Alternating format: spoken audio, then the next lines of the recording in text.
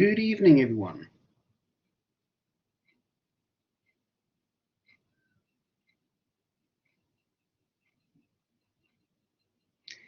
Can everyone hear me?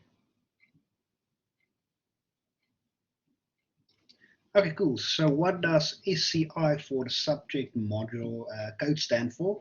I have no idea what it stands for. So I assume S is for science, and I don't know what the other two is. So that is just the module code. How was your guys' weekend?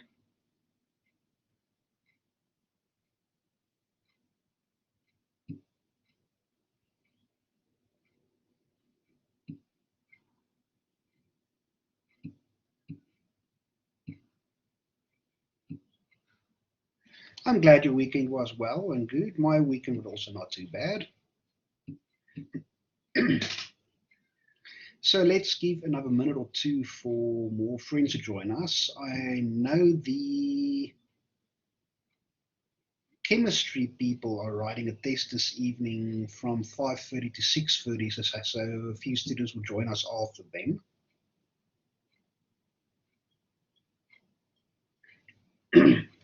But before we begin our lecture, I have a few just pieces of admin for you guys that we need to go through.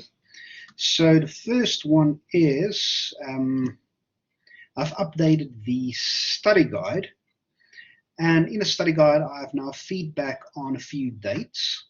So the first semester test was moved to the 27th of May at 5:30 to 8 because there was a clash with another subject. So this is our new test date. So I think the subject it clashed with, I will tell you now what that subject is. Where is that now? I've saved it somewhere. I will tell you momentarily. GLY 155. Both of them were scheduled for the 25th of May, but SCI 154 has now been moved to the 27th of May, so there's no clash with those modules. And then secondly, the assignment will now be the hand-in date, the 31st May, before 12 o'clock the evening. So I will accept no assignments after that. I will go through the assignment guide momentarily. But if you look at our semester test weighing, we see that the assignment almost counts as much as as the semester test. You can think about as the assignment almost as a semester test. So let's look at the assignment.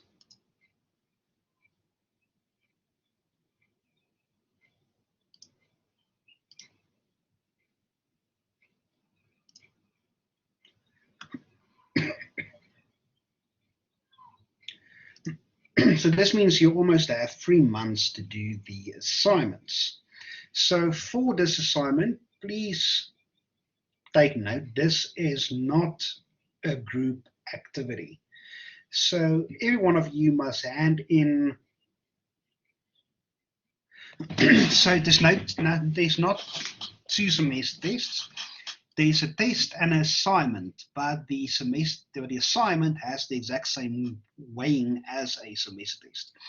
And so far, the semester test will be online.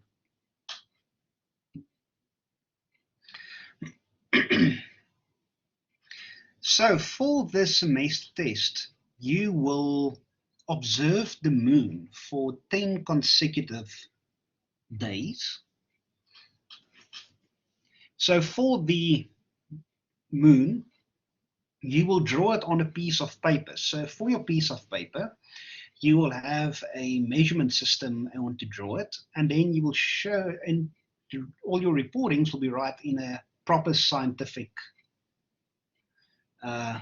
paper. So what happens if it's cloudy? If it's cloudy, you need to go on to the next day You need a minimum of 10 observations. You're more than welcome to use more than 10 observations. And in this 3 months, you can schedule it anytime you want to, as long as you have 10 consecutive days. So you also have to plan a little bit to get your 10 consecutive days.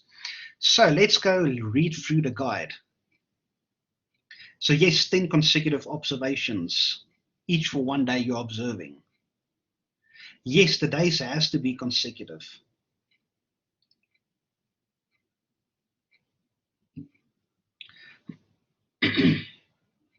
Yes, if you want to do digital drawings, you're more than welcome to that as well. So let's go through the guide. To observe the moon's appearance, and so the objectives of this assignment is to observe the moon's appearance and position in the sky over a minimum period of 10 days. To relate these changes to the position of the moon in its orbit, and to write your observations and findings in a scientific article. So if your questions, yes, if you want to take photos, you can take photos. The guide is on ClickUp. So if it's cloudy, no, you don't start over again. You just skip 1 day and start again and continue on with your observations. You can do the drawings any way you want. You can do it by hand, you can take photos, you can even paint them if you want to, but I need to see your observations. So procedure. You will observe the position and appearance of the moon over a minimum period of 10 days. Record your observations on a large sheet of drawing paper, so paste several smaller sheets together if necessary. Pick a location from where you make your observations as follows. You should not be directly under a street lamp or high or other bright lights. Most of the sky and horizon should be relatively unobstructed. Good locations would be the top of a building or the middle of an open field or parking lot. There should be convenient landmarks on the horizon, distant buildings, hills, trees, and poles. So you can start it anytime you want. There's a few sites that you can do. I will go through the sites now. So start your observations on the 14th of April when the moon is visible in the west in the afternoons or evenings. Make all your observations. This is very important. At the same time and same place every day. To try observe the moon every day or night for at least 10 days. So it will be better if it can include a full moon. So I just want to show you this website.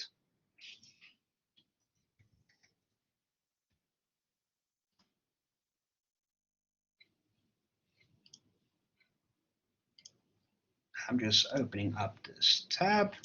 So I'm just going to share this.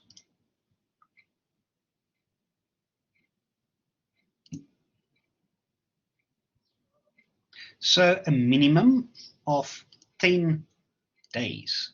So you just need to draw the position of a specific time you are observing it. So this is, I plugged in my location where I am, and I suggest that you start observing from the 14th. So you can see your rise time. So the moon will rise 4:20 the afternoon. And you can see this is building up towards full moon. So we will see from the 14th. The following day, it will rise at 5 o'clock. The following day, it will rise at a little bit later, a little bit later. So it's more or less shifted on by 40 minutes every day. So please make sure you select the correct time, that the moon isn't behind the horizon or obscured behind anything else. So I'm going to paste this link in the chat.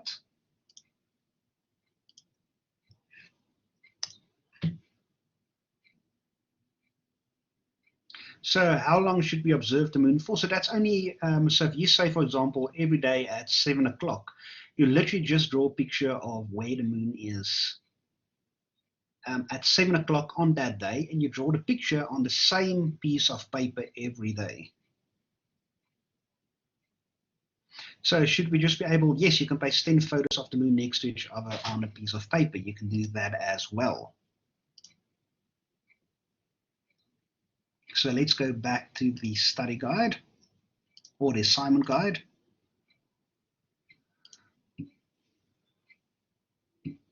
Yes, you're basically tracing the moon's position.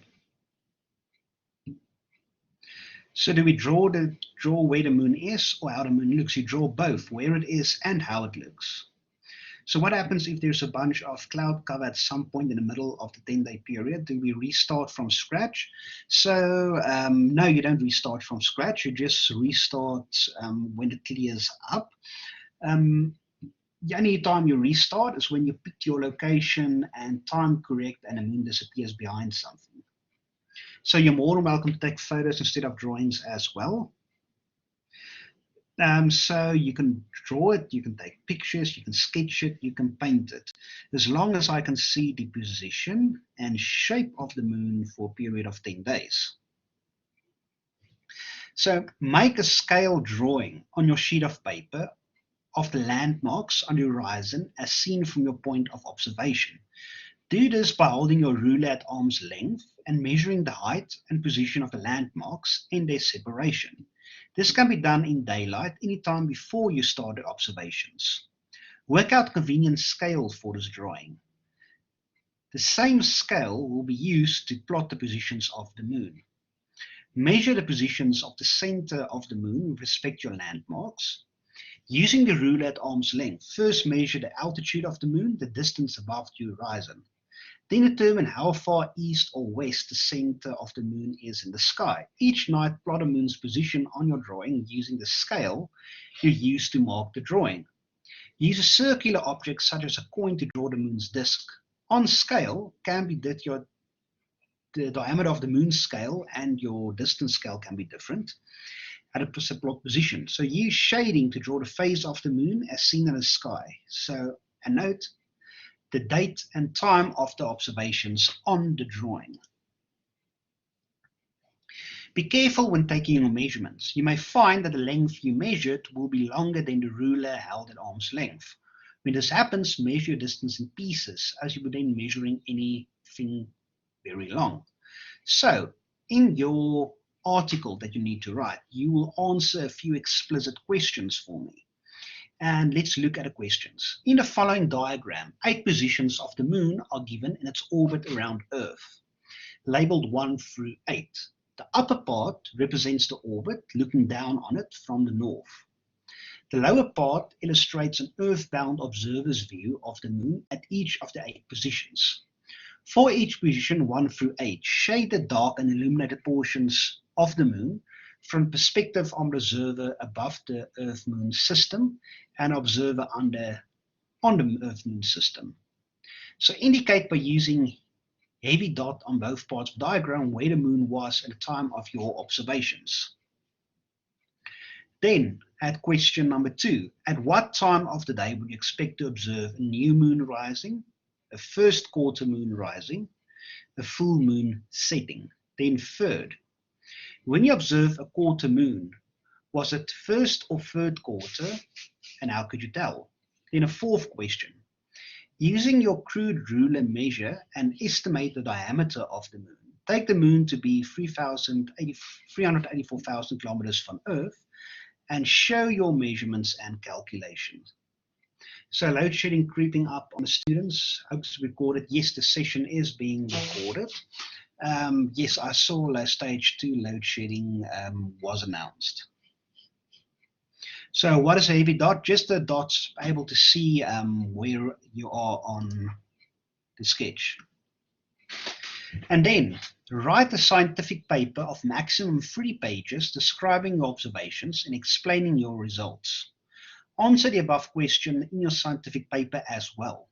Please look at the article guidelines to help with your article. So your sketch you are including doesn't form part of these 3 pages. So everything is on ClickUp as well. So let me show you 3 examples of how your articles should look like.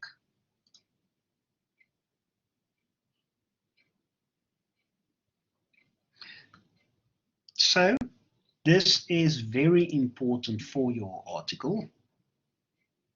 So you'll have your title, who you are, and your student number, the course you registered in, so where are you, so which faculty and department, Then you're going to have an abstract. After your abstract, you're going to have keywords. Then you're going to split your page into 2 columns. So where everything will be listed in. So columns you can either conclusion and then your references. So for your references, you can use any referencing style as you wish. I prefer to use the IEEE referencing method, but you're more than welcome to use any other referencing method as you like. Then for the IEEE method, I have added a referencing guide.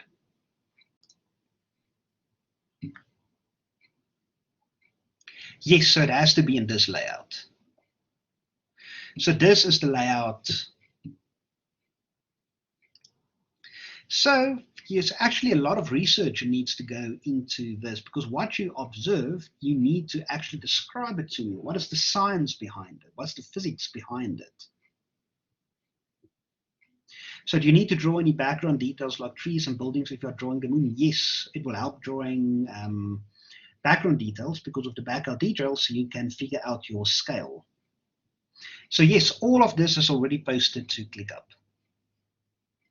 So this is the style you need to write it in. So again, you're going to have your heading, the author, where the author is from, abstract, your introduction, and you continue on. So you can write this in any word processor you like, as long as you submit it to me as a single PDF at the end. Yes, you can use old research papers to logically connect your own observation. Yes, this is a research assignment. So this will be your first introduction of how you do research, because in the scientific community, when we discover something new, invent something new, how we communicate it to other scientists and to the public is through articles. So this will be your first introduction to writing an article. And one other thing I would like to show you guys, you don't have to use it, but I've uploaded this to ClickUp as well. So let me just stop this. So I've uploaded your a template for LaTeX. Are you guys familiar with LaTeX?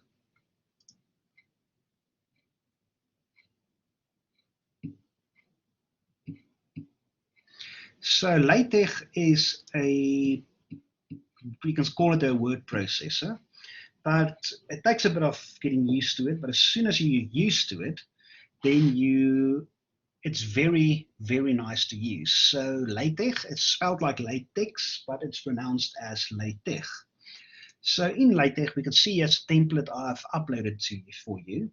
So everything is already, so it looks like programming, but it's also programming, but not. But this defines your document. Yes, LaTeX is used in a lot of math as well. So here we can say CSL introduction. So if we compile this document, we can see it's already in the correct layout that we want. So if we close this, let's say here for introduction, so we can type here, this is the introduction.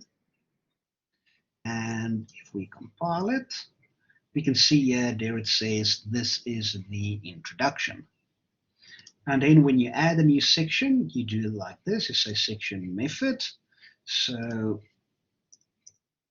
everything, if you define it, you go section and you add your section. But let's say methods are described here. So now if we compile it, we can see here methods are described here. So are we allowed to copy this template and work with it? Yes, that's exactly why I gave this template to you guys. LaTeX is free, so there's a few LaTeX editors you can use. The one I'm using is called TeX Studio.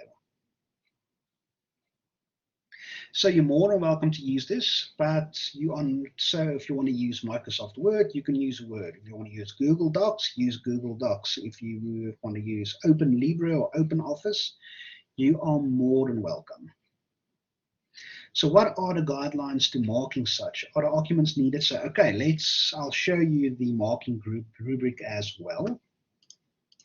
Let me quickly just upload it to Blackboard Collaborate.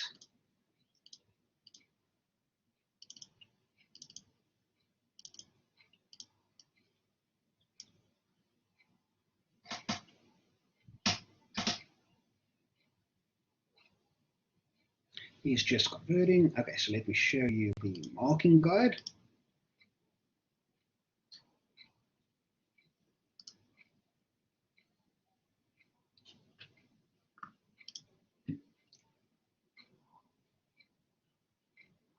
So what concept is this assignment under? This will be the moon, Earth and the moon system. So let's go through the marking guide. So the first thing is I'm going to look at your questions. So there's 4 questions. Is the marking guide on ClickUp as well? The marking guide is not yet on ClickUp, but I will upload this to ClickUp as well. So the first thing is you'll see here is the weighting. So the assignment counts out of 100 marks. So here you can see if you want to get full marks for the questions, say the good questions were fully understood and answered in a well-constructed manner with full insight. Then 10 marks for your observations itself. So then I'm literally going to look at your drawing you uploaded with your article. You can even add your drawing as part of the article as a small sketch, just as you wish. Then I can look at logic and background information. Then the calculation of the diameter of the moon, your research, then your conclusion. Then I can look at your referencing, your formatting and layout. So remember, formatting and layout is easy, 10 marks. So if you just follow the templates and the examples I gave you, then you are fine. Then you can look at editing. So how's your construct your sentences you're using, the construction of your paragraph, the construction of your sentences, grammar, and then you can look at your scientific content. Now your drawing skills won't affect anything as long as you can show me literally your drawings and you've done your observations, and you can see from your observations that the moon has shifted and the phase has changed, then you'll get full marks for it. But there's one thing, let me go back to one of the examples I want to show you that is very, very important.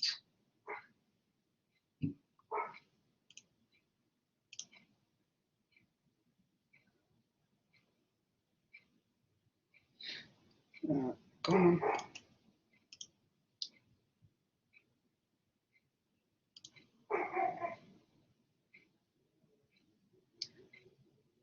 So one thing is you will see everything is aligned on the left and it's aligned on the right. So this is aligned on the left, this is aligned on the right. Aligned on the left, aligned on the right. So please make sure you do that. It just makes your article neater and easier to read.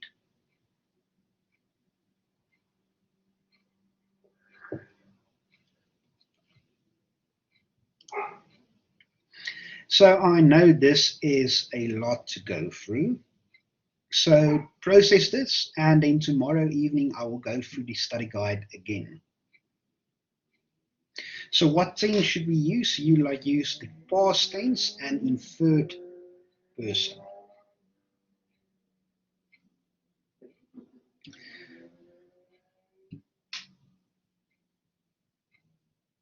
So if you take photos, when we need to take out 3 or 4, starting from the moon down to the horizon, now you just literally take a picture of where the moon is that evening.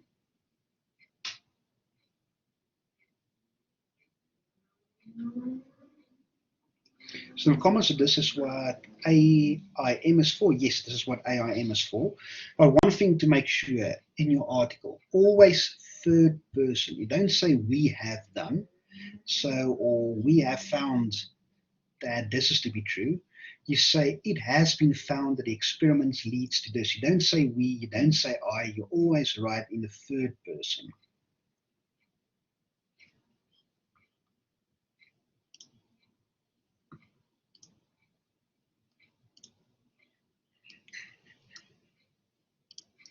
And then there's one last thing for the admin I want to discuss or talk to you guys.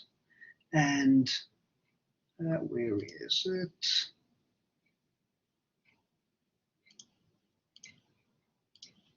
If I can find that screen now.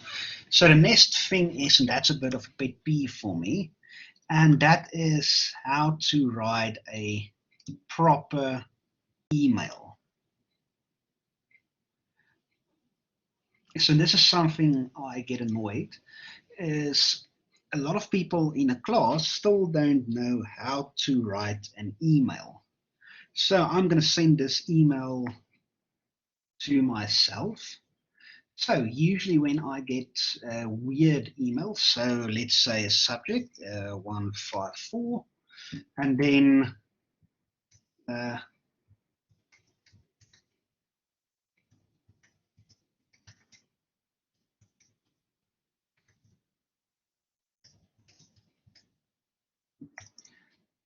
I've received an email that looked like this. Does this look like a appropriate email?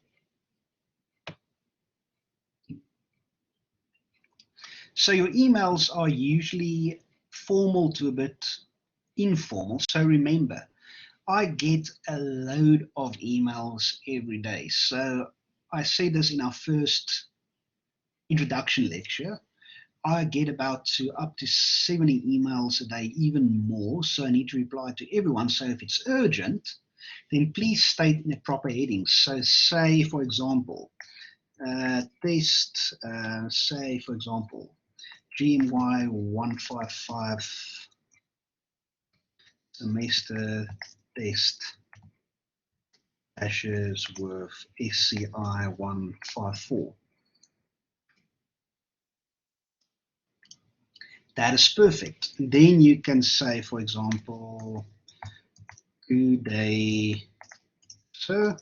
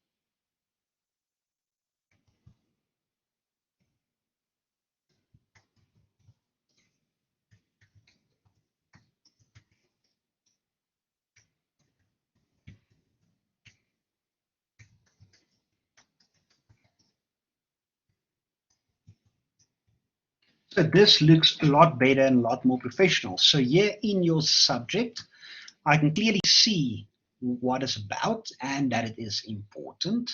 Here I can see what the problem is, and if you sign off, I can see who is the person that sent this to me. You can add a phone number if you want, you can add your email address if you want, but this is a proper way of writing emails.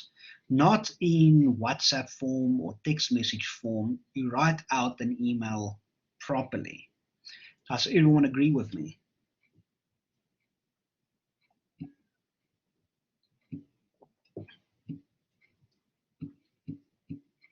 Okay, cool. So there's one of my pet peeves. And then one other thing for your research article to keep in mind.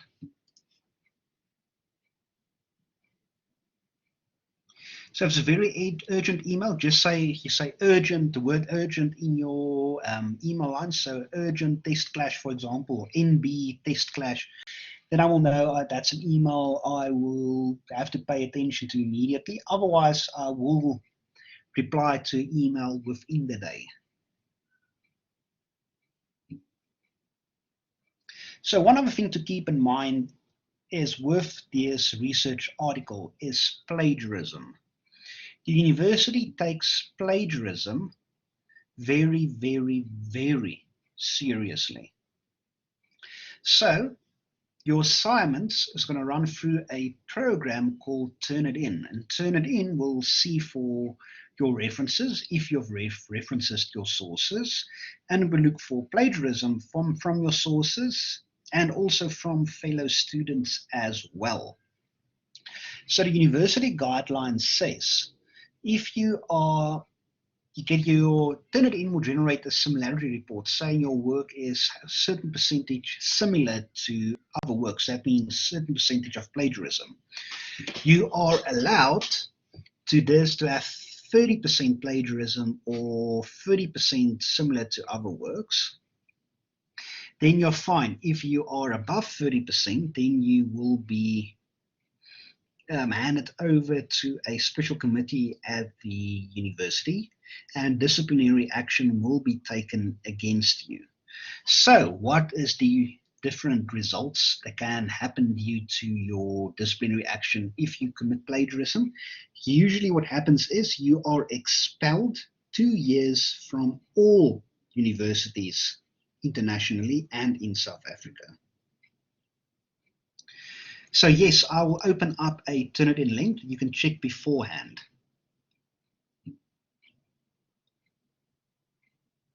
So how many times? So to check for plagiarism, you can do it. I'll create a specific link for plagiarism check that you can use as many times as you like. But there will be a specific link for final submission. So would we have an opportunity to prove your innocence? I wouldn't deal with that. That will happen through the disciplinary hearing process of the university.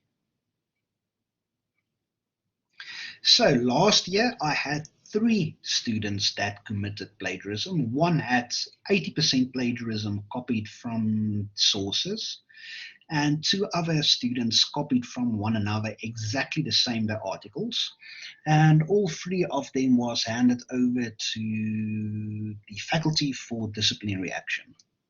So this is a warning for you guys. Do not underestimate plagiarism.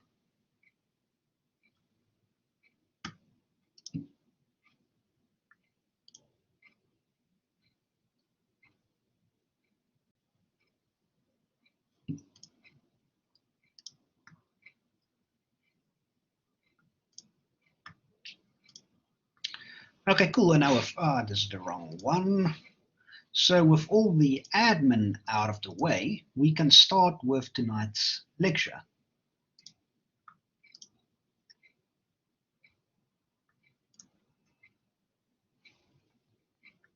So for tonight's lecture, we're going to look at light and telescopes. So I think a better way to describe this will to look at a quick video.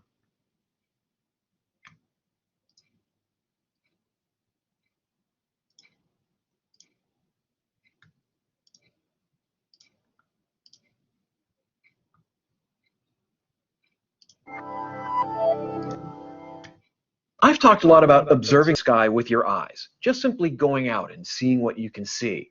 It's pretty amazing what you can learn just by doing that, and of course that's all we humans could do for thousands of years. But now we can do better. We can use telescopes. The first person to invent the telescope is lost to history. Despite common knowledge, Galileo did not invent them. He wasn't even the first person to point one at the sky or the first person to publish results. But he was a loud and persistent voice over the years, and his amazing string of discoveries using his crude instrument landed him firmly in the history books. Aggressive self-marketing sometimes pays off.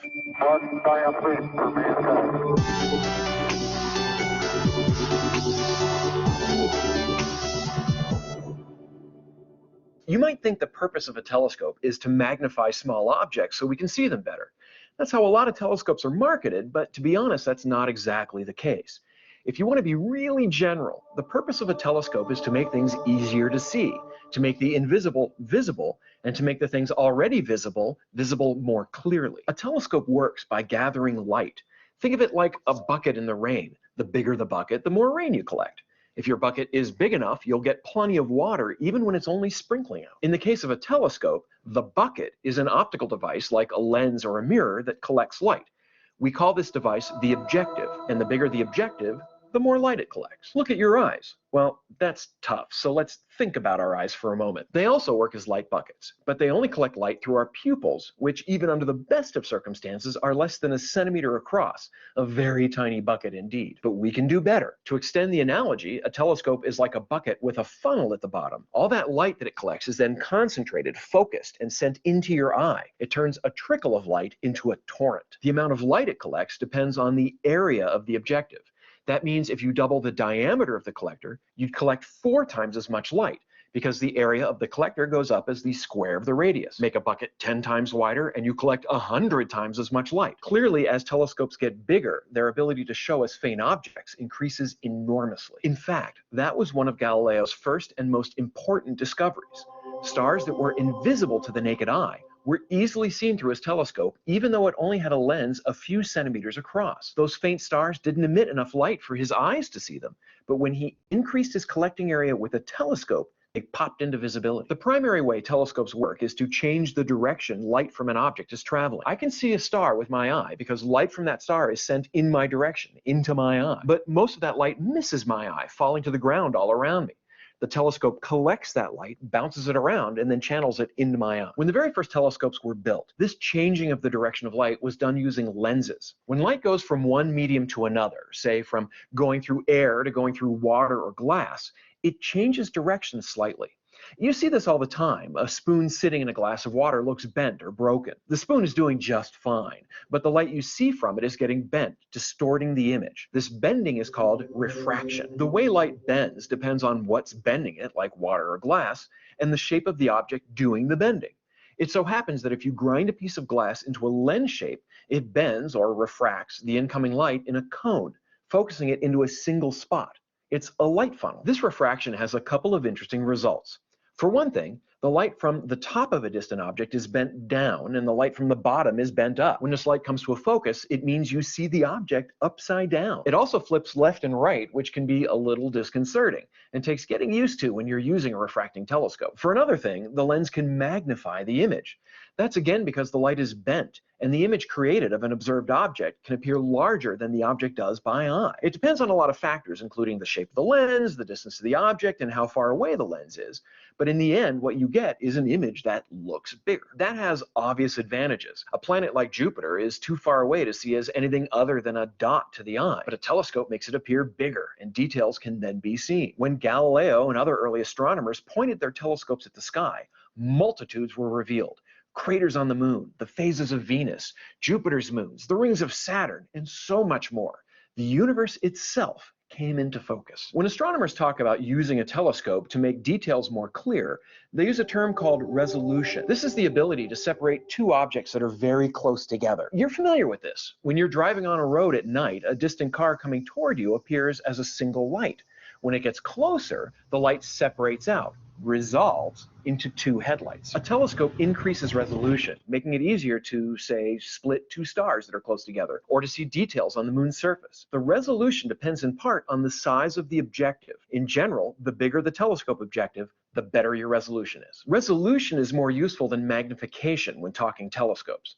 Fundamentally, there's a limit to how well your telescope resolves two objects, but there's no limit to how much you can magnify the image. If you magnify the image beyond what the telescope can actually resolve, you just get mush. Refracting telescopes are great, but they suffer from a big problem. Big lenses are hard to make. They get thin near the edge and break easily. Also, different colors of light bend by different amounts as they pass through the lens. So you might focus a red star, say, and a blue one will still look fuzzy. No less a mind than Isaac Newton figured a way around this. Use mirrors. Mirrors also change the direction light travels. And if you used a curved mirror, you can also bring light rays to a focus. Telescopes that use mirrors are called reflectors. The advantages of reflectors are huge. You only have to polish one side of a mirror, where a lens has two sides. Also, a mirror can be supported along its back, so they can be manufactured much larger, more easily, and for less money. Although there have been many improvements made over the centuries, most big modern telescopes at their heart are based on the Newtonian design. And in fact, no large professional-grade telescopes made today have a lens as their objective. Nowadays, It's all done with mirrors. And that brings us to this week's aptly named Focus On. The most common question I'm asked, besides, hey, who does your hair, is, hey Phil, what kind of telescope should I buy? It's a legitimate question, but it's very difficult to answer. Imagine someone walked up to you and asked, what kind of car should I buy?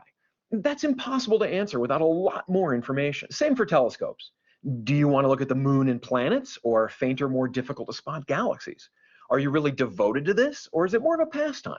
Is this for a child or an adult? These questions are critical. Most small scopes are refractors, which are good for looking at detail on the moon and planets. They tend to magnify the image more than reflectors do. But they're tricky to use because they flip the image left and right and up and down. Bigger scopes are good for fainter objects, but are more expensive and can be difficult to set up and use. I hate hearing about a scope that just collects dust because it was bought in haste. So here's what I recommend. Find an observatory, planetarium, or a local astronomy club. They're likely to have star parties, public observing events, where you can look at and through different kinds of telescopes. Their owners are almost universally thrilled to talk about them. As an astronomer, I can assure you that the problem with astronomers isn't getting them to talk, it's shutting them up. So you'll get lots of great first-hand advice and experience. Also, I usually recommend getting binoculars before a telescope. They're easy to use, fun to use, easy to carry around, and you can get good ones for less money and still see some nice things. Even if you decide not to get more into astronomy as a hobby, they can also be used during the day on hikes and for bird watching. I have a couple of pair of binoculars and I use them all the time. There's a third aspect to telescopes that's very important. Beyond resolution and making faint things easier to see, they can literally show us objects outside of the range of colors our eyes can see. In the year 1800, William Herschel discovered infrared light, a kind of light invisible to our eyes. In the time since, we've learned of other forms of invisible light: radio, microwave, ultraviolet, X-rays, and gamma rays. Astronomical objects can be observed in all these flavors of light if we have telescopes that are designed to detect these flavors of light. Radio waves pass right around normal telescopes, ones that we use to observe visible light. X-rays and gamma rays pass right through them as if they aren't even there. But we're smart, we humans. We learned that giant metal dishes can and will bend radio waves and can be formed just like gigantic Newtonian mirrored telescopes. In fact, different forms of light need different kinds of telescopes. And once we figured out how, we've built them. We can now detect cosmic phenomena across the entire spectrum of light, from radio waves to gamma rays, and have even built unconventional telescopes that detect subatomic particles from space as well, such as neutrinos and cosmic rays. Because of this, we've learned far more about the universe than Galileo could have imagined. And we're in the midst of another revolution, too. The actual biophysics is complicated, but in a sense, our eyes act like movie cameras, taking pictures at a frame rate of about 14 images per second. That's a short amount of time. Photographs, though, can take far longer exposures, allowing the light to build up, allowing us to see much fainter objects. The first photographs taken through a telescope were done in the 1800s. This has led to innumerable discoveries. For example, in the 20th century, giant telescopes with giant cameras revealed details in distant galaxies that led to our understanding that the universe is expanding, a critically important concept that we'll dive into later in the series. And now we have digital detectors, similar to the ones in your phone camera, but far larger and far more sensitive. They can be dozens of times more light sensitive than film, able to detect in minutes objects that would have taken hours or more to see using film. These digital cameras can also be designed to detect ultraviolet light, infrared, and more. We can store vast amounts of that data easily on computers and use those computers to analyze that huge ocean of information, performing tasks too tedious for humans. Most asteroids and comets are discovered using autonomous software, for example, looking for moving objects among the tens or hundreds of thousands of fixed stars in digital images. This has also ushered in the era of remote astronomy. A telescope can be on a distant mountain and programmed to scan the sky automatically. It also means we can loft telescopes into space, above the sea of air in our atmosphere that blurs and distorts distant faint objects. We can visit other worlds and send the pictures and data back home, or put observatories like the Hubble Space Telescope into orbit around the Earth and have it peer into the vast depths of the universe. I would argue that the past century has seen a revolution in astronomy every bit as important as the invention of the telescope in the first place. In the early 17th century, the entire sky was new, and everywhere you pointed a telescope, there was some treasure to behold. But with our huge telescopes and incredibly sensitive digital eyes now, that's still true. We learn more about the universe every day, just as we learn that there's more to learn every day, too. That's one of the best parts of being an astronomer. The universe is like a jigsaw puzzle with an infinite number of pieces. The fun never ends. And remember, even with all the wonders revealed by telescopes, your eyes are still pretty good instruments, too. You don't need big fancy equipment to see the sky. The important thing is to go outside. Look up. That's fun too. Today you learned that telescopes do two things: increase our ability to resolve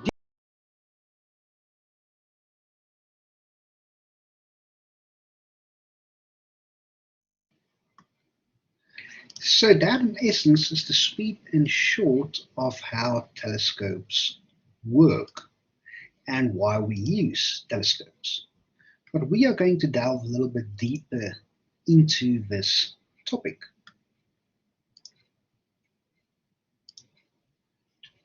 So for tonight's lecture, we are going to look at light and telescopes, radiation, so what information do we get from space, observatories on Earth, what is the difference between optical and radio telescopes that we have touched on a little bit. We're going to look at airborne and space observatories and astronomical instruments and techniques. So I think this is chapter 5.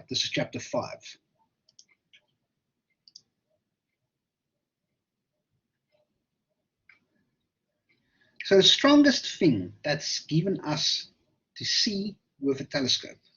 Someone in every town seems to me owes it to the town to keep one. How did your CMI test go?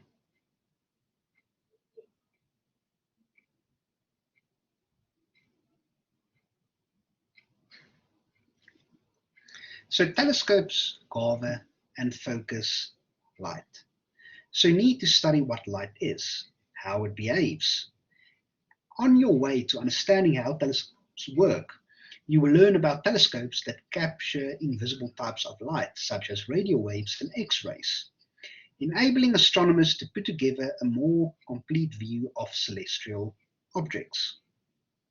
In this chapter, we will look at concepts such as what is light, how do telescopes work, what are the powers and limitations of telescopes, what kind of instruments do astronomers use to record and analyze light gathered by telescopes, and lastly, why must some telescopes be located in space?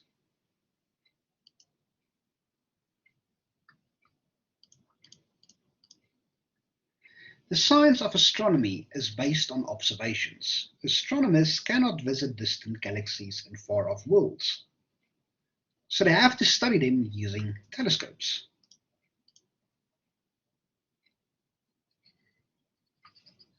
The quest of astronomers is to study light from the sun, planets, moons, asteroids, comets, stars, nebulae, and galaxies, and extract information about their natures. Most celestial objects are very faint sources of light, so large telescopes are built to collect the greatest amount of light possible. Some types of telescopes gather light that is invisible to the human eye, but all telescopes work by some basic principles. Some telescopes are used on Earth's surface, but others must go high in Earth's atmosphere or even above the atmosphere into space to work properly. This chapter focuses on telescopes, instruments, and techniques used to analyze light for astronomical research.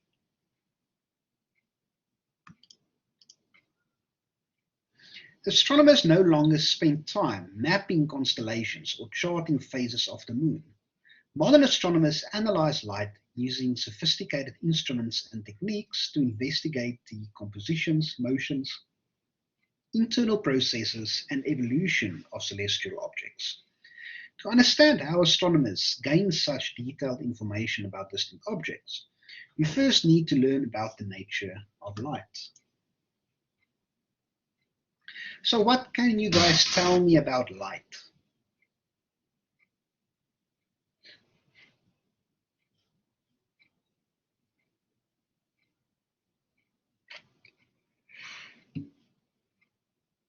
Yes, light is a wave, and what else? Yes, it travels in a straight line. And light is a particle as well. Yes, so light travels at the fastest speed known to physics. Wave and particle duality, that is correct. Yes, so the waveform looks like a sine curve. It contains small particles called photons. Forms part of electromagnetic spectrum. Yes, you guys are all correct.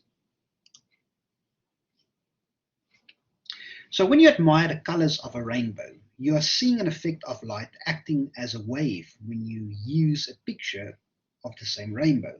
But light acts like particles as it hits the camera detectors. Light has both wave-like and particle-like properties, and how it behaves depends partly on how you treat it. Light is referred to as electromagnetic radiation because made up of both electric and magnetic fields. The word light is commonly used to refer to electromagnetic radiation that humans can see, but visible light is only one among many types of electromagnetic radiation that includes X-rays and radio waves. So tell me, probably in high school and also perhaps now in university, you've probably done electric fields, magnetic fields, or touched on it in high school. But I know the physics students and electrical engineering students, somewhere in their third year, they're going to do a module completely on electromagnetism. So what is your guys' experience with electromagnetic waves?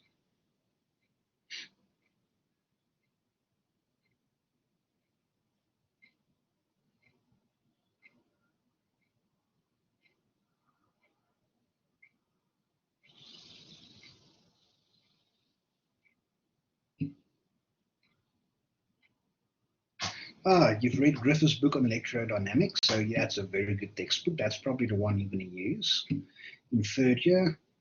Will microwave the same frequency as my Wi-Fi? Oh, I will touch on that as well. So you say personal or educational experience, both. Use in geography and physics. Okay, so let me get the whiteboard out just for a few interesting facts about electromagnetic waves. So when we draw this, so let's see if we can draw this in a few colors. So if we draw this in a few dimensions. So for example, here we have X, we have Y, and we have our Z-axis. So when we draw our electromagnetic wave, so let's draw the electric wave first. So waves will basically look like a sinusoidal wave. So this we can call our electric wave. And as you will learn in a few of your other modules, this is a vector. But if you have an electric wave, you will have a magnetic wave as well.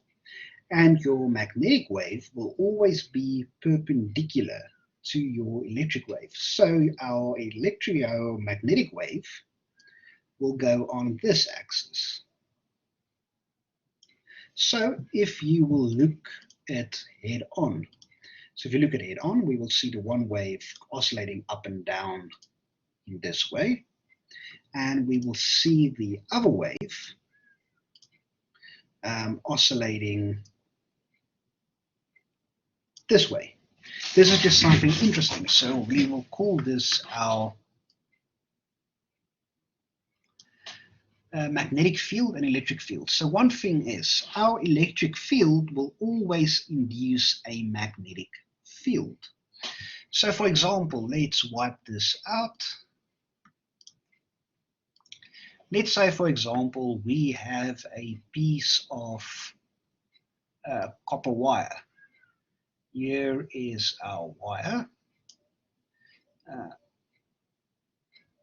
And we put an electric current going through the wire, running this way. So that will mean we will in fact have a electric wave, electromagnetic wave, running this way. And we will have a magnetic wave going perpendicular in,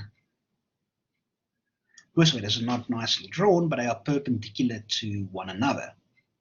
So if you have an electric wave, then you will have a magnetic wave. If you have an electric field, you'll have magnetic field. If you have magnetic field, you will have an electric field. One always induces the other one.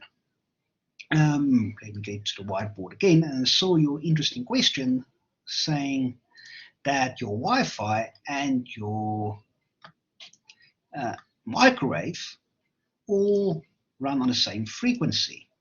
So let me ask you a question first. Your microwave, if you put your food into your microwave and you close it, why don't you get burned from the radio wave or the microwaves?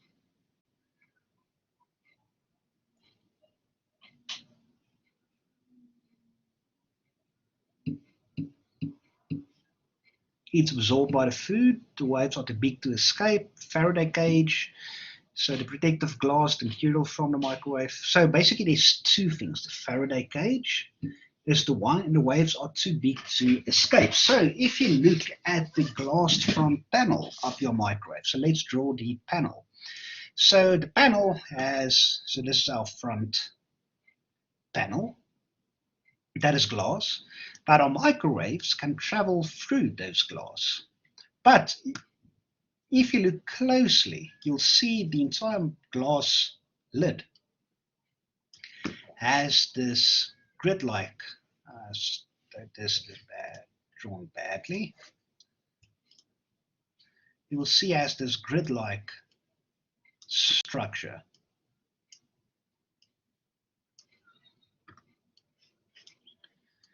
Going this way and this way as well. So our microwaves, the physical microwaves inside, are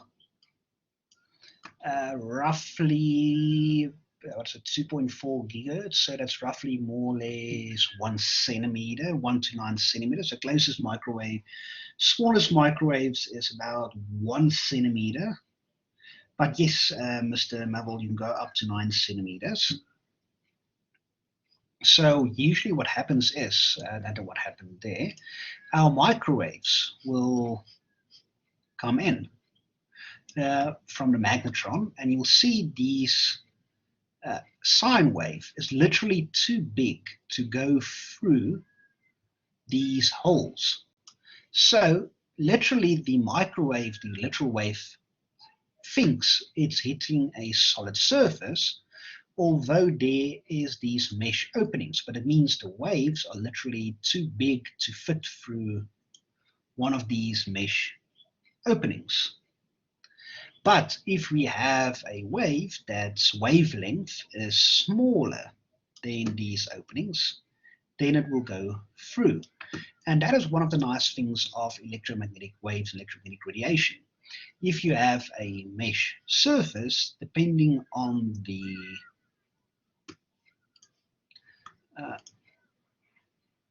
opening and the size of the wavelength, the wave can literally see it as a big mirror and just bounce off it, or it will go straight through.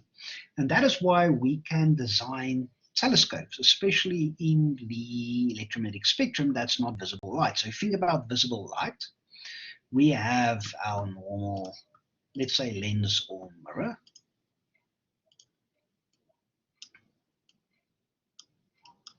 And we have our incoming rays hitting it, and that will be reflected to the objective where it is focused and you get your image from.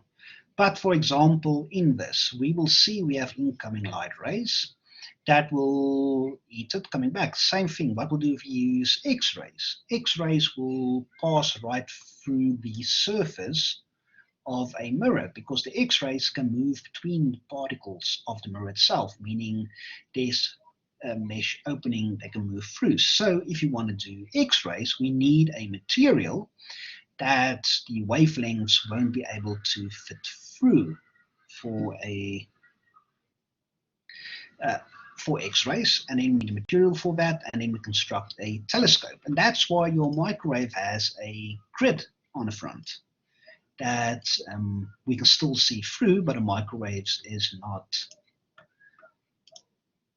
penetrating it. And then the interesting other thing about this is your microwave is at 2.4 gigahertz, and your Wi-Fi is also 2.4 gigahertz.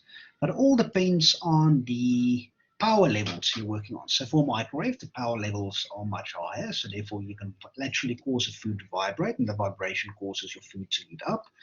On much lower levels, you can use it for communications, such as your cell phone signal and Wi-Fi. So which part of the spectrum will be able to see the electromagnetic waves induced by a copper wire? So that is a very, very good question. So the electric field for a copper wire will induce a magnetic field. That magnetic field is in the order of usually a couple of milli to micro Tesla. So that will be very small, but which part of the spectrum would it be? I would say that would most probably be infrared.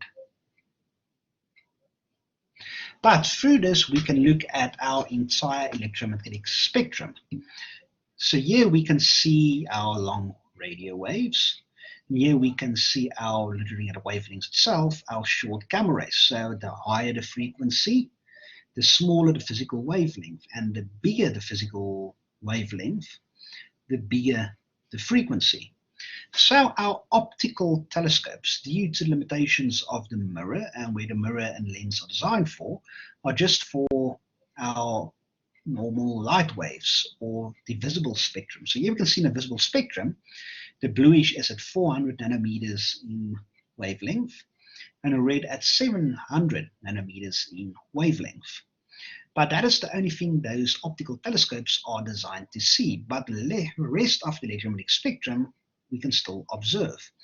And that is where radio telescopes come in. Depending on the surface and design of the radio telescopes, you can look at radio waves all the way up to gamma rays. Is everyone still following?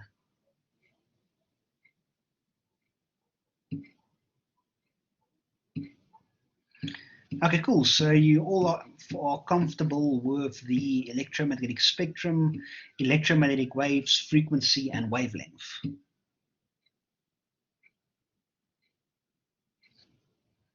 Okay, cool. So some people are wary of the word radiation, but that involves a common misconception. Radiation refers to anything that radiates from a source. Dangerous high energy particles emit from radioactive atoms are also called radiation, and you have learned to be concerned when you hear that word. But light, like all electromagnetic radiation, spreads outward from its origin, so you can correctly refer to light as a form of radiation. Electromagnetic radiation travels through space at a speed of 3 times 10 to the power 8 meters per second, symbolized by the letter c. This is commonly referred to as the speed of light, but it is in fact the speed of all types of electromagnetic radiation. So radio waves moves at the speed of c, infrared moves at the speed of c, gamma rays moves at the speed of c.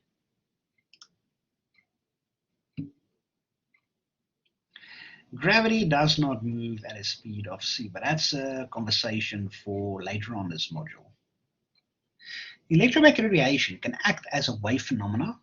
That is, it is associated with a periodically repeating disturbance, a wave which carries energy. Imagine placing a ruler parallel to the travel directions of the wave. The distance between the peaks of the wave is called the wavelength, usually represented by the Greek lowercase lambda. Wavelength is related to frequency, the number of waves that pass a stationary point in 1 second. Frequency is often represented by the Greek lowercase mu. So what I meant is gravity is at a slower speed than electromagnetic waves, but we will discuss that later on in this module. So depending on which medium it travels through, but that is an interesting conversation.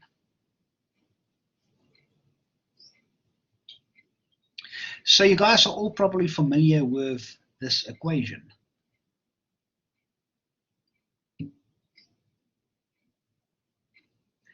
Okay, cool. So if you're familiar with this equation, okay, cool. So that's good news. So on the moon, where there is no air, there can be no sound. In contrast, light is made up of electric and magnetic fields that can travel through empty space. In other words, unlike sound, light does not require a medium and can travel through a perfect vacuum. Although electromagnetic radiation can behave as a wave, it can also behave as a stream of particles. A particle of electromagnetic radiation is called a photon. You can think of a photon as a packet of waves. The amount of energy a photon carries is inversely proportional to its wavelength. Notice in the equation that there is a relationship between the energy of a photon, which is a particle property of light, and a wavelength, which is a wave property. This inverse proportion means that as the wavelengths get smaller, the energy gets larger. Shorter wavelength photons carry more energy, and longer wavelength photons carry less energy.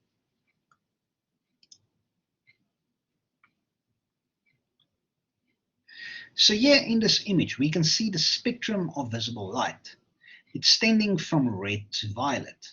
It's only part of the electromagnetic spectrum. That's in image A, where you can see our visible light. And in image B, most forms of light, so electromagnetic radiation, are absorbed in Earth's atmosphere. Only light in these visual and radio windows can reach Earth's surface easily. So when we look at this, we can see here that the atmosphere blocks certain radiation. That is due to the composition in the atmosphere, the electromagnetic field of Earth, the Rayleigh scattering principle. But here we can see there are basically two windows we can use to look up in the night sky. The first is visual. We can see the visual comes through the Earth as surface of Earth. And then we can also look at radio. So if we put that against our electromagnetic spectrum, here we can see radio waves penetrate through. You can see a little bit of infrared, more of the visual light, and X-rays and gamma rays is blocked by the atmosphere. So what does this mean?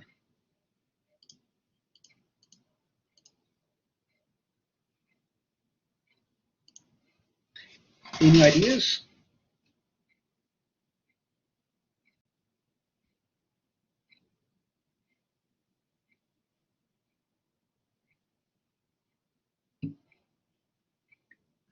So this means where we place our telescopes and what our telescopes are designed to look at is very important.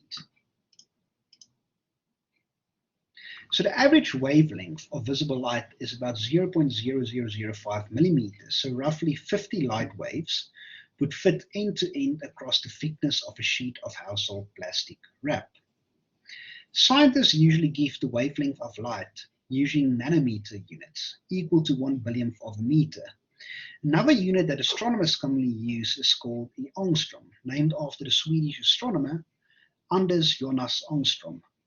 1 angstrom is 10 to the power minus 10 meters, so 1/10 of a nanometer. The wavelength of visible light ranges from 400 to 700 angstrom, 4,000 to 7,000 angstrom, or 400 to 700 nanometers. Only visible light, some shorter wavelength infrared, and some radio waves reach Earth's surface through wavelength bands called atmospheric windows. Obviously, if you wish to study the universe from Earth's surface, you have to look through one of these windows. So, question generally, relativity states that gravity travels the speed of light, but Köppen and Formalland says travels between 0.8 and 1.2 times the speed of light. Yes, you are correct, Mr. Mawul, but we will discuss that in a later module. So two ways to do it, reflecting and refracting telescopes. So astronomers build telescopes to collect light for analysis from distant faint objects. This requires very large telescopes plus careful optical and mechanical engineering work. You can understand these ideas more completely by learning about two types of telescopes and their relative advantages and disadvantages. Light can be focused into an image in one of two ways. One, a lens refracts or bends the light passing through it, or two, a mirror reflects or bounces the light off its surface. So here we can see how this works. So in image A, in this diagram, you can trace rays of light from the top and bottom of a candle as they are refracted by a lens or reflected from a mirror from an image, then in image B. The focal length is distance from the lens or mirror to the point where parallel rays or light from a very distant object come into focus. So here we can see the light rays coming in. It goes through the lens and it forms an image. So the other way with a mirror, the light rays hits the mirror, it gets reflected and it forms an image. So where the lens is and where the image is formed is called the focal length.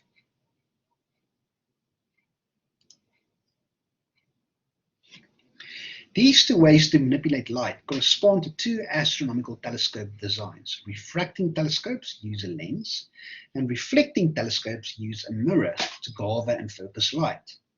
The main lens in a refracting telescope is called a primary lens, and the main mirror in a reflecting telescope is called a primary mirror. Both kinds of telescopes form an image that is small, inverted, and difficult to observe directly. So a lens called the eyepiece normally is used to magnify the image and make it convenient to view. Galileo was the first person to systematically record observations of celestial objects using a telescope, beginning exactly almost 400 years ago. In 1610, Galileo's telescope was a refractor. He also learned about the amazing range of Isaac Newton's scientific work. Among his many accomplishments was the invention of the reflecting telescope.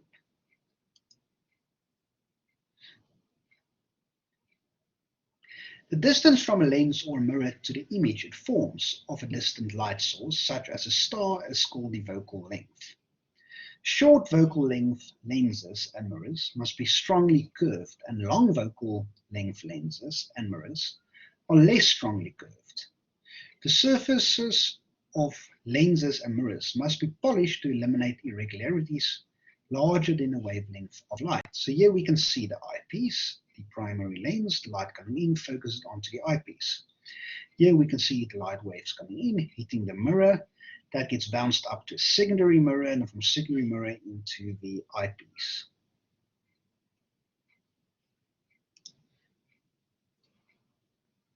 Refracting telescopes suffer from a serious optical distortion that limits their usefulness. When light is refracted through a glass, shorter wavelength light bends more than longer wavelengths. So for example, blue light, having shorter wavelengths, come to a focus closer to the lens than does red light. That means if you focus the eyepiece on blue image, the other colors are out of focus. And if you see a colored blur around the image, if you focus the stent on the red image, all the other colors except red are blurred, and so on.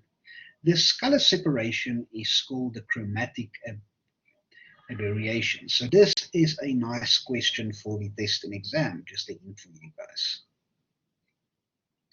Telescope designers can grind a telescope lens with two components made of different kinds of glass, and thereby bring two different wavelengths to the same focus.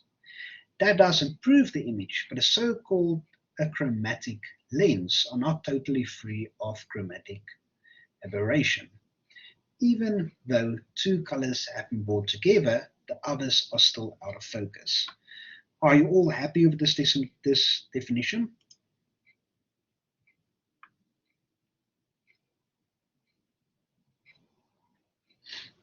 So if we look at this, we can see the light going through the lens, and we can see due to the refraction of the light on the different wavelengths. We can see here blue focuses closer to the lens, then yellow, then red. But to fix this problem, we add a achromatic lens that makes these different colors focus a little bit closer to one another.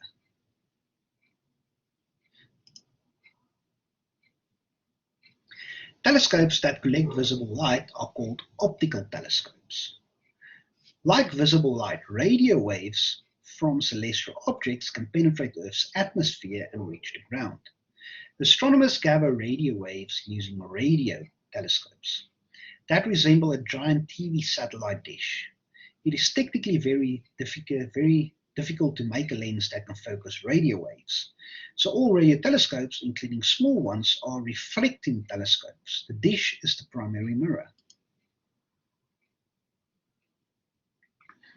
So here we can see an image A. The Gemini North Optical Telescope in Mauna Kea in Hawaii stands over 19 meters high when pointed straight up. The primary mirror at the bottom is 8.1 meters in diameter, larger than some classrooms. So the sides of the telescope dome can be opened, allowing quick equalization of inside and outside temperatures at sunset, reducing air turbulence and improving seeing. Then in image B, the largest fully steerable radio telescope in the world is the National Radio Observatory in Greenbank, West Virginia. The telescope stands higher than the Statue of Liberty and has a reflecting surface of 100 by 110 meters in diameter, more than big enough to hold an entire football field.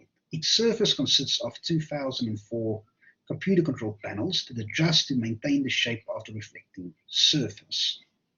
So this is one hell of a telescope that I have the privilege of spending time at and working on. So you guys happy with the definitions of optical telescope and a radio telescope?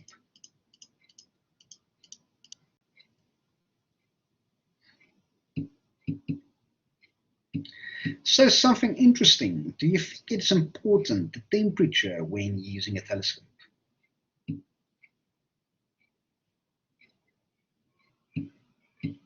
And why do you guys say so?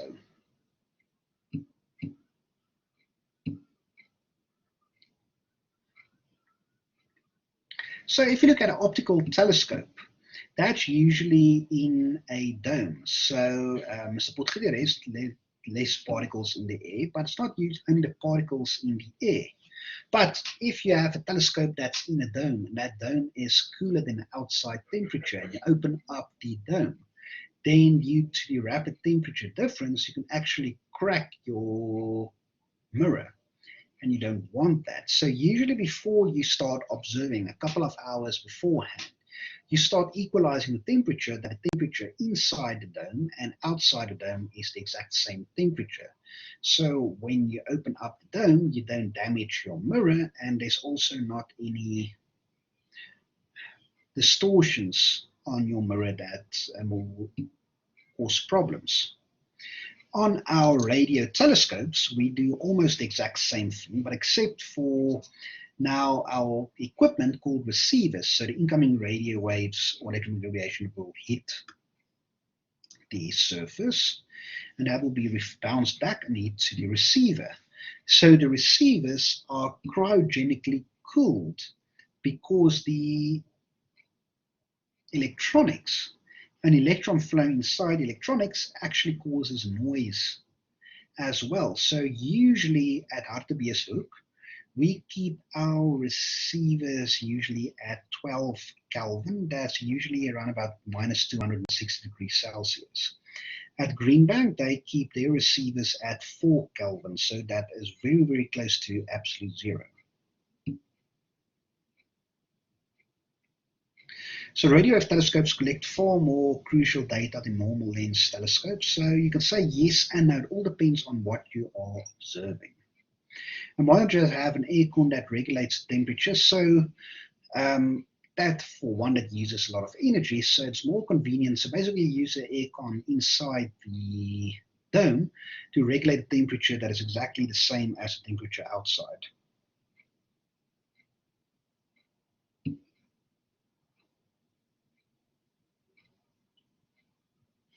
So, because currently SANSA has terabytes of data from radio wave telescopes. So SANSA doesn't have radio wave telescopes. They actually do tracking and telemetry on spacecraft. So the only radio telescopes in the country we have is the one where I am at Hartbeespoort, and the other one is Meerkat. But yes, we have terabytes of data, and Meerkat will become the SKA.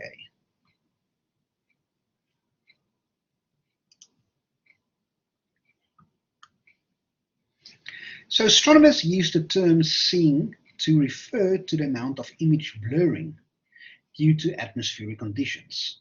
A related phenomena is the twinkling of stars. Star twinkles are caused by turbulence in Earth's atmosphere, and a star near the horizon, where you look through more air, will twinkle and blur more than a star overhead. So near an image A, stars are so far away that your images are points, but the wave-like characteristics of light causes each star image to be surrounded with diffraction fringes, much magnified in these computer models than in image B. Two stars close to each other have overlapping refraction fringes and become impossible to detect separately.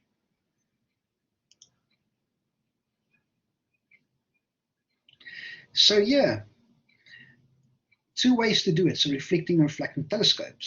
So what also plays a difference is the collecting area, so the bucket size. So gathering light is like catching rain in a bucket. A large diameter telescope gathers more light and produces brighter image than a smaller telescope of the same focal length. So are astronomers in demand, or are there a lot of people that don't get work after they study? So currently, astronomers in South Africa is becoming a high demand due to the SKA project. So the SKA is supposed to be finished around about 2030, but we need astronomers, we need physicists, we need engineers to take care of the telescope, to analyze the data coming off, and to design new equipment to go on the telescope as well. So right now, currently in South Africa, this is the correct time to enter the field of astronomy.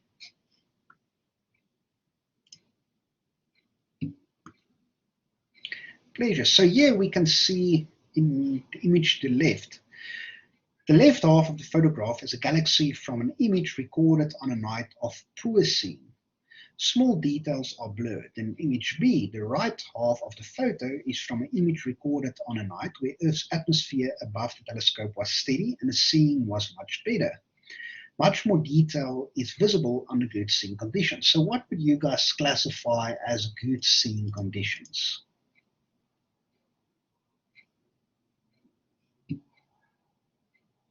Yes, clear weather, but there's a few details in clear weather we're also looking for. So what helps with the atmosphere being more stable is we want it as cold as possible. So usually we get great observing during the winter. And then we also want it as dry as possible. So that's also in the winter when there's a lot less water vapor in the atmosphere. And that's also why telescopes are usually built at very dry places to compensate for this. So low humidity, you're all correct. So at cold and dry places, and then usually high above, so at high points, because the higher you are from the ground, it means higher you are in the atmosphere, and if you are high enough, you can actually be above the water vapor level.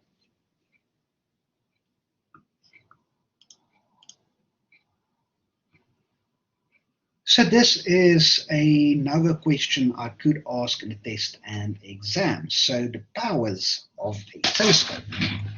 So light gathering power of a telescope is proportional to the area of the primary mirror or lens.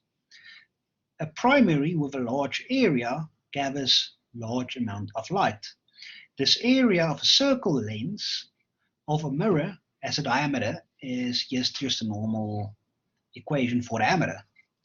To compare the relative light gathering powers, so LGPs, light gathering powers of two telescopes A and B, you can calculate the ratios of the areas of the primaries, which is the ratio of diameters. So if you just an equation, because if you have this equation or the other equation, everything will cancel out except the diameters. So in example A, suppose you are comparing a 4 centimeter telescope with a 24 centimeter telescope. How much more light will the larger telescope gather? So you will just plug it into the equation and you will see it's 36 times more light. Then in image B, your dark adapted eyes are like telescopes with a diameter of 0.8 centimeter. The maximum diameter of the pupil. How much more light can you gather if you use a 24 centimeter telescope relative to your unaided eyes? So you plug it in, so that means 900 times more light. Then the resolving power of a telescope is the angular distance between the two stars that are just barely visible through the telescope as separating images. The resolving power alpha in arc seconds of a telescope with diameter d in meters, that is a collecting light of wavelength in lambda in meters equals this equation. So here we can say alpha in arc seconds equals 2.06 times 10 to the power 5 multiplied by lambda, the diameter. The multiplication factor of 2.06 times 10 to the power 5 is the conversion between radians and arc seconds, which you first learned in the small angle formula, so reasoning with numbers 3.1. If the wavelength of light being studied is assumed to be 550 nanometers in the middle of the visual band, then the above formula simplifies to the following. So example C, what is the resolving power of a 10 centimeters telescope or 4 inches diameter telescope observing at visual wavelengths? So we have alpha equals 2.06, here we have a nanometers, here we have our diameter, we plug it in and we get 1.13 arc seconds. So in other words, using a 10 centimeter diameter telescope, you should be able to distinguish as separation points of light any pair of stars further apart than 1.1 arc seconds. If the lenses are of good quality and if the seeing is good, stars closer together than that will be blurred together into a single image by the refraction fringes. Then example D. The same resolving power formula can be applied to a radio telescope. What is the resolving power of a telescope with dish? Primary mirror is 100 meters, observing a wavelength of 21.1 centimeters. You just take your equation, you plug it in, and that is 435 arc seconds. So note how poor the resolution of even a large radio dish is compared with an optical telescope. That resolution limit of 435 arc seconds corresponds to almost a quarter of the diameter of the full moon. The magnifying power M of a telescope is the ratio of the focal length of the primary lens or mirror divided by the focal length of the eyepiece. So example E, what is the magnification of a telescope with a primary mirror focal length of 80 centimeters if it is used with an eyepiece with a local length of 1.5 centimeters? So solution, you just plug it into this formula, and that is basically 80 divided by 0.5, and that is 160 in power.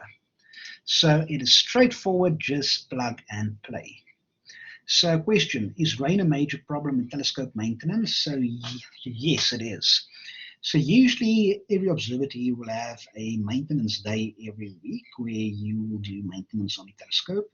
And usually you will also have a maintenance week during a year where we'll do maintenance on the telescope. So ideally, if you are on the outside of telescope, for example, a radio telescope, and you are hanging from that dish, ideally you don't want to do that in rainy conditions. So astronomers, so are there any formulas that we won't be given to us? So all the formulas I will give to you in a formula sheet.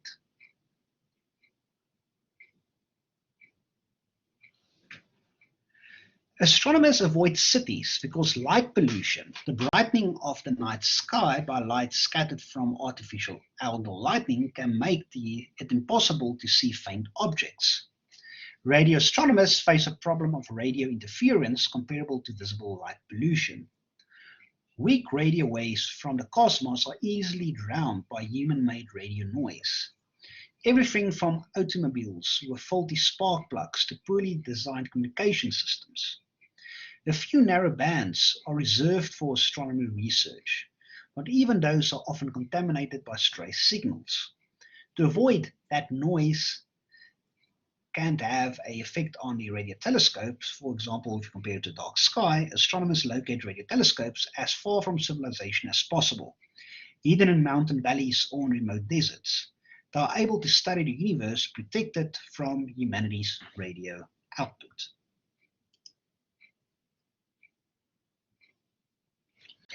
For most of the 20th century, astronomers. So is there any update on the quizzes? I will let you guys know beforehand when your first quiz will be. For most of the 20th century, astronomers faced a serious limitation on the size of astronomical telescopes. Telescope mirrors are made thick to avoid bending that would distort the reflecting surface. But those thick mirrors were heavy. The 5-meter mirror on Mount Palomar weighs 14.5 tons. Those old-fashioned telescopes were not only big and heavy, but also very expensive. Today's astronomers have solved these problems in numerous ways. Can you guys think of any of these ways?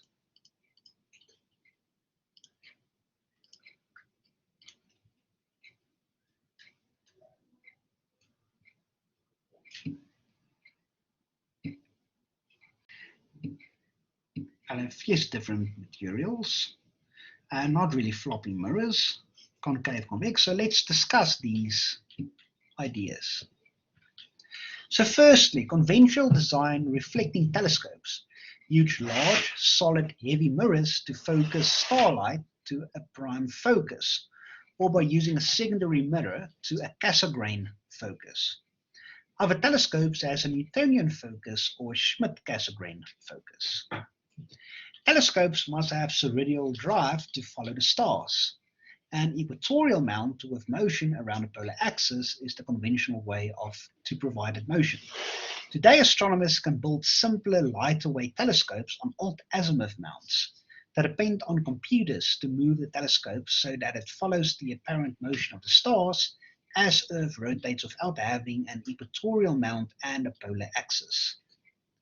Then thirdly, active optics. Computer control of the shape of the telescope's main mirrors allow the use of thin, lightweight mirrors, so either floppy mirrors, you're correct with that termination, floppy mirrors or segmented mirrors. Reducing the weight of the mirror reduces the weight of the rest of the telescope, making it stronger and less expensive. Also, thin mirrors cool and reach a stable shape faster at nightfall, producing better images during most of the night. So here we can see the modern optical telescopes. So reflecting telescopes with standard designs depicted on this page have capabilities limited by complexity, weight, and turbulence in Earth's atmosphere. Modern design solutions are shown on the opposite page. So the primary mirror makes light converge to the prime focus position high in the telescope tube, as shown in the image on the right.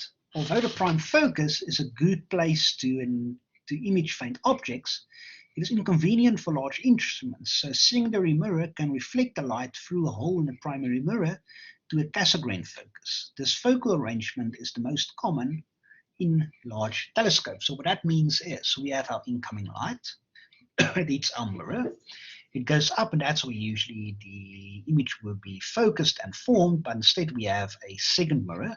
So that is a Cassegrain focus.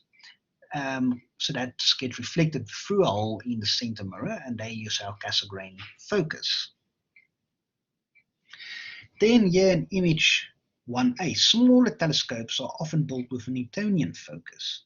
The arrangement that Isaac Newton uses in his first reflecting telescope. Newtonian focus is inconvenient for large telescopes, as shown on the right. So for Newtonian focus, it means we have our mirror here and a focus off to the side. But if we have a large telescope, that means we need to have a ladder or a platform to stand on to look through the telescope or to place our equipment.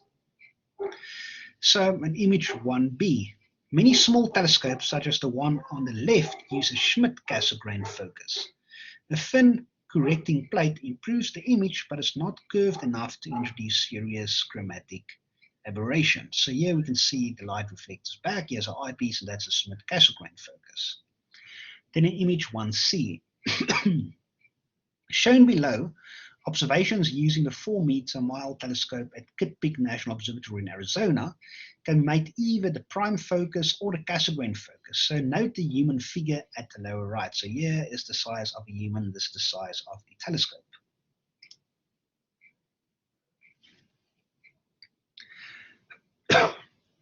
Telescopes' mountings must contain a spheroidal drive to move the telescope smoothly westward, countering the eastward rotation of Earth. So the earlier equatorial mount, so the far left image, has a polar axis parallel to Earth's axis. But the mount used for the largest modern telescopes is old azimuth mounts. So altitude azimuth near left moves like a cannon, up and down. Left and right old azimuth mountings are simpler to build than equatorial mountings, but require complex control to follow the stars.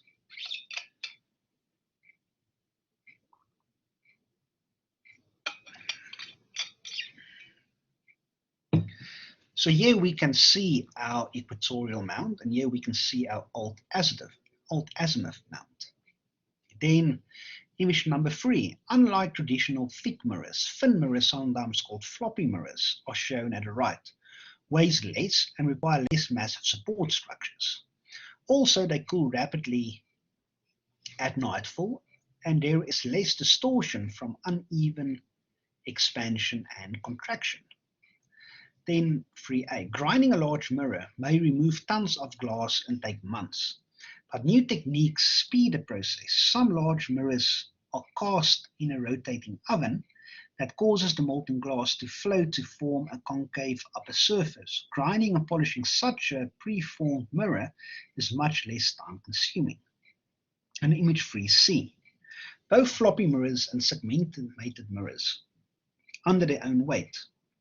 Optical shapes must be controlled by computers-driven thrusters behind the mirrors, a technique called active optics, or another word is adaptive optics. So active optics, you can usually use or line these smaller mirrors to form one big mirror. Then the 2 Keck telescopes, each 10-meter diameter, are located atop the extinct volcano Mauna Kea in Hawaii. The 2 primary mirrors are composed of hexagonal mirror segments as shown in the image on the right. Modern engineering techniques and high-speed computers have allowed astronomers to build and use new giant telescopes with unique designs. So optical, infrared and microwave radio telescopes at 4,200 meters above sea level on Mauna Kea and Hawaii. The height, altitude, low atmospheric moisture, lack of nearby large cities, and the location near the equator make this mountain one of the best places on Earth to build an observatory. So here we can see a few more telescope designs. So here we have the large binocular telescope, the ESO Very Large Telescope. So the mirrors in the Very Large Telescope are each 8.2 meters in diameter. And here we can see the Grand Telescopio Canaris. Only 12 of the 36 primary mirror segments had been installed in this photo. So here we can see the human figure for scale in this computer graphic visualization. Here we can see the 30-meter telescope that still needs to be built, and the European Extremely Large Telescope proposal has been accepted and is currently in its design phase. So this 39-meter mirror will contain 798 segments. So 3 proposed new telescopes. So A, the Giant Magellan Telescope, GMT, will have the resolving power telescope of 2.5 meter diameter when it's finished in about 2020. So this telescope is now in operation. B, the 30-meter telescope, TMT, is planned to occupy the dome specifically designed to be as small as possible given the telescope's size. Then in image C, like near all of the newest large telescopes, the European Extremely Large Telescope will have an old azimuth mount. Note the car and people at the lower left for scale. Then we have modern radio telescopes. So the dish reflector of a radio telescope, like the mirror of a reflecting telescope, collects and focuses radiation. Although a radio telescope's dish may be tens or hundreds of meters in diameter, the receiver antenna may be as small as your hand. So do you guys recognize this telescope?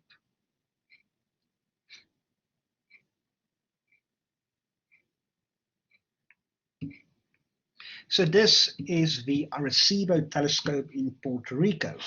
It was the world's second largest telescope with a diameter of 305 meters. But back in the end of 2020, this telescope collapsed due to two tropical storms that went over the area and battered the telescope, and there wasn't enough time between storms to finish repairs on the telescope. So there are proposals now actually to rebuild this telescope. So because the telescope cannot be moved, it's built in a valley. To focus it, you actually move this receiver assembly up and down, and you can move the individual panels of this telescope.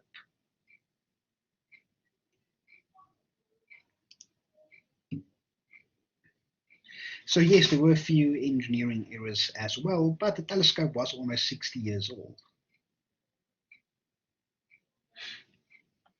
A radio astronomer works under two disadvantages relative to radio astronomers: poor resolution and low signal intensity. Recall that resolving power of a telescope depends on the diameter of the primary lens or mirror and also the wavelength of the radiation. At very long wavelengths, like those of radio waves, the diffraction fringes are relatively large. This means that images or maps from individual radio telescopes generally don't show such fine details as are seen in optical images. The second handicap radio astronomers face is the low intensity of the radio signals. You learned earlier that the energy of a photon depends on its wavelength. Photons of radio energy have such long wavelengths that individual energies are quite low. The cosmic radio signals arriving on Earth are astonishingly weak, 1,000,000 to billion times weaker than a signal from a commercial radio station.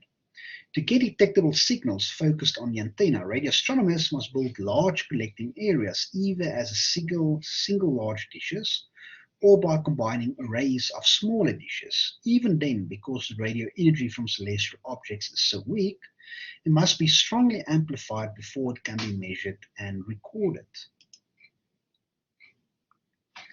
Ground-based telescopes' performance is limited by Earth's atmospheric turbulence and transparency.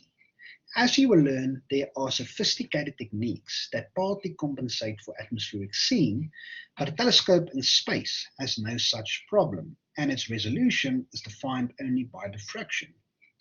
Also, a telescope on the ground must look through one of the two open atmospheric windows in the visible or radio parts of the electromagnetic spectrum.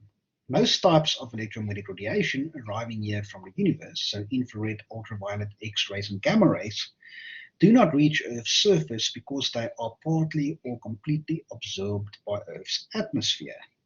To operate at those blocked wavelengths, telescopes must go to high altitudes or into space. As you will learn in the next few chapters, objects that are cooler than stars, such as stars that are forming, emit mostly infrared and radio radiation and relatively little visible light. In contrast, cosmic catastrophes, such as exploding stars, make mostly gamma rays and X-rays. Combining information from as wide as a variety of wavelengths as possible allows astronomers to gain a more complete understanding of the universe.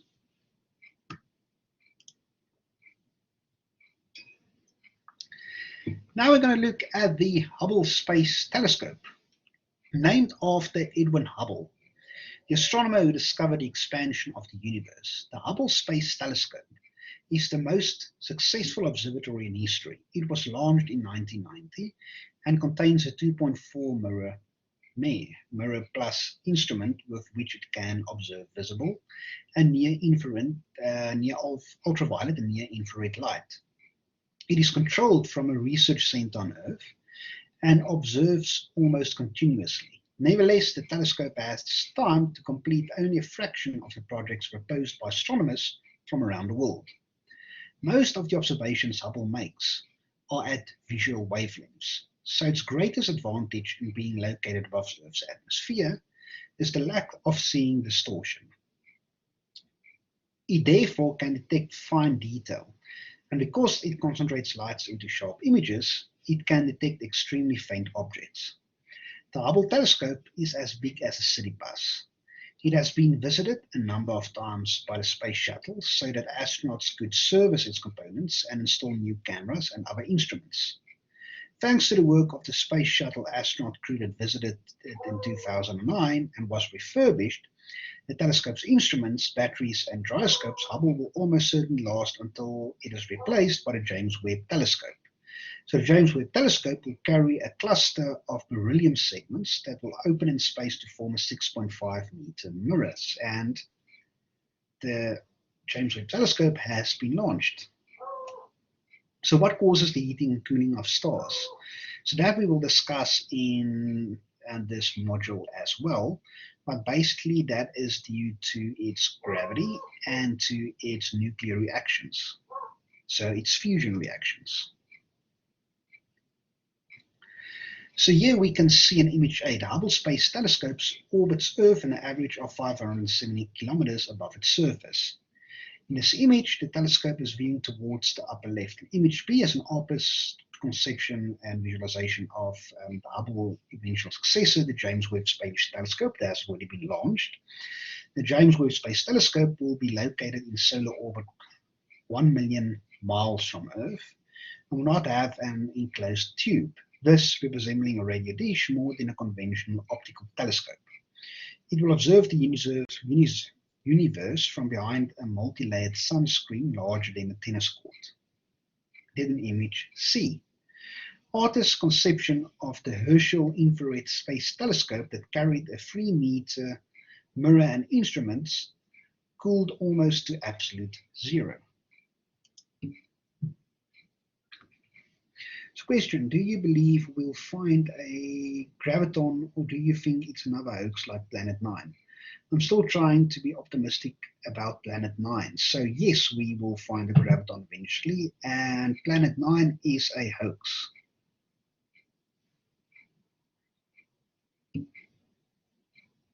So yes, we have all these sophisticated telescopes, and we have a great understanding of physics. Planet 9 doesn't exist.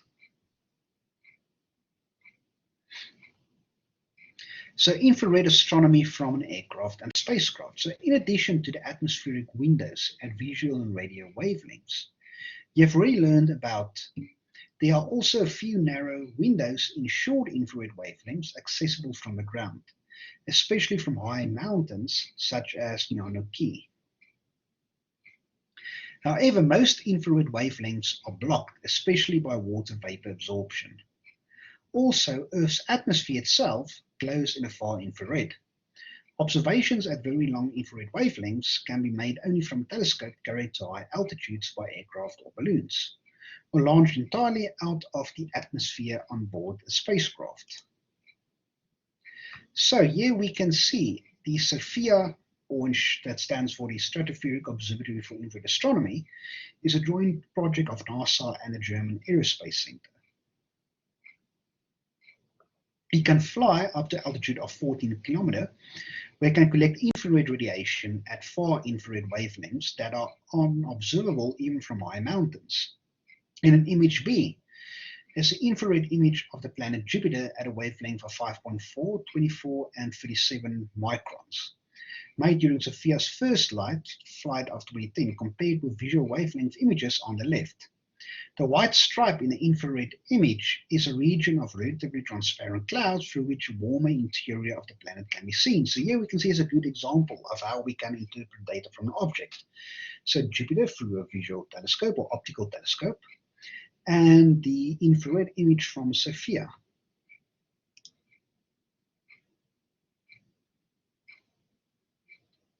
So ladies and gentlemen, I see it's almost 7:20, so let's call this for tonight. We will continue on with high energy astronomy tomorrow evening.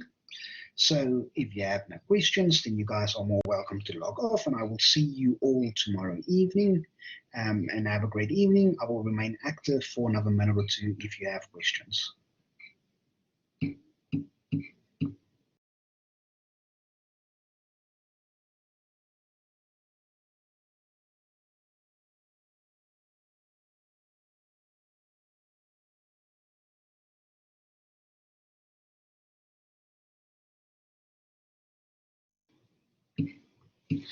So what is Planet 9? So Planet 9 is a theory where it says there's another planet in the solar system that hasn't been discovered yet. So there has been a lot of surveys. A lot of physics has been done around it, but one thing with Planet 9 is there's two ways we can detect it. We can try to detect it by looking at the gravitational pull in the solar system, and we can also try to detect it through our observatories and telescopes. But through this, we haven't found Planet 9 yet. So Planet 9, some people say it's around Neptune, but it's a complete hoax. Planet 9 doesn't exist. So regarding the assignment, are there any spots you can recommend to go and observe the moon? So it depends on where you are staying. So depending if you're on a residence or at home. So usually the best place would be some place it's not obstructed. So if you are in res and on campus, then usually the parking lot of res will be fine.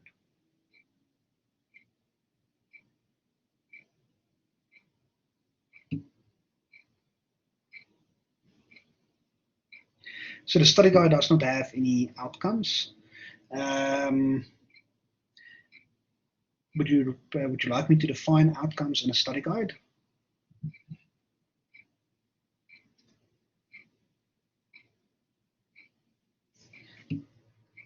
Okay, I will update a study guide with outcomes as well.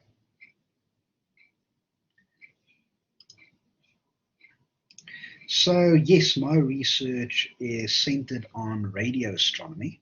So I work in a field of spectroscopy. So later on in this module, we will learn about spectroscopy, but basically spectroscopy is when you take a telescope and you look at a certain object, you try to get the spectrum from that object. So we know certain elements emit certain types of radiation and at certain frequencies, and certain objects absorb certain radiation at certain frequencies, and we call those emission and absorption spectra.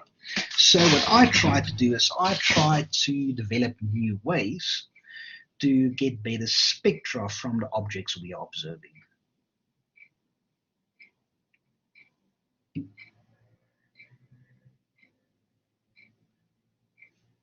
Have you checked out the radio wave behavior of black holes and the Schwarzschild radius of black holes? Yes, I did, and we are going to discuss both of those in a later chapter.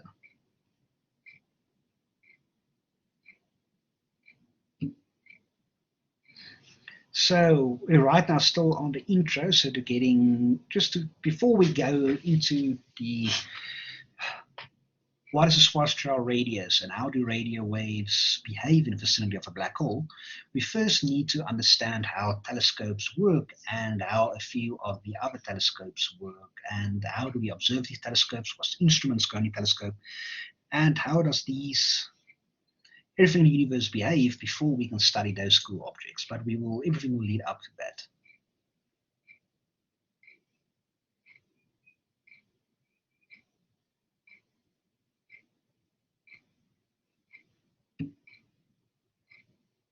Yes, so we need to go through the fundamentals first, and then we will get to the really cool astronomy stuff.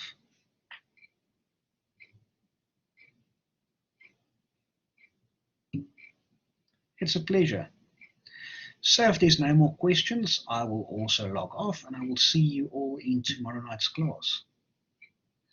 So do we need to buy a textbook, or are the notes sufficient? The notes are usually sufficient. I still recommend getting a textbook if you know where to look, and if you look in a WhatsApp groups, a few of your classmates have a PDF version that they are willing to share, but it's all up to you. Pleasure. So I'm also going to log off. Have a great night, everyone, and I will see you all tomorrow.